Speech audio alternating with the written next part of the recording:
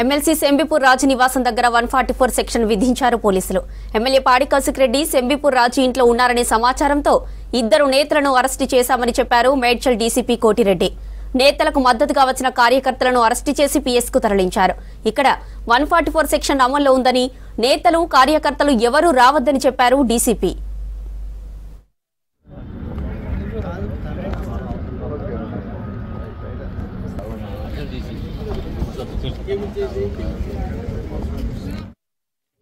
DCP పరిధిలో MLC Shambipur Raj ఇంటి దగ్గర ఈరోజు బందోబస్తు ఏర్పాటు చేయడం జరిగింది. నిన్న జరిగినటువంటి పరిస్థితుల దృష్ట్యా ఇక్కడ 144 సెక్షన్ విధించడం జరిగింది.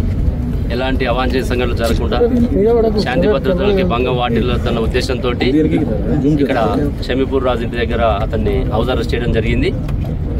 మార్నింగ్ నుంచి ఇక్కడ బందోబస్తు పెట్టుకోవడం అంటే ఆల్రెడీ వాళ్ళు పార్టీ పిలుపు మేరకు అందరూ కూడా ఇక్కడ గ్యాదర్ కావాలి అని పిలిపించినటువంటి మేరకు ఉదయం నుంచి ఇక్కడ బందోబస్తు ఏర్పాటు చేసి ఎవరిని ఇక్కడికి రానియకుండా, ఎలాంటి పర్మిషన్ లేవు కాబట్టి ఒక పక్క గణేష్ నవరాత్రులు జరుగుతున్నాయి, ఎలాంటి శాంతి భద్రతలు విఘాతం కలుగుతున్న ఉద్దేశంతో ముందస్తు చర్యలో భాగంగా ఇక్కడ హౌస్ అరెస్ట్ చేయడము.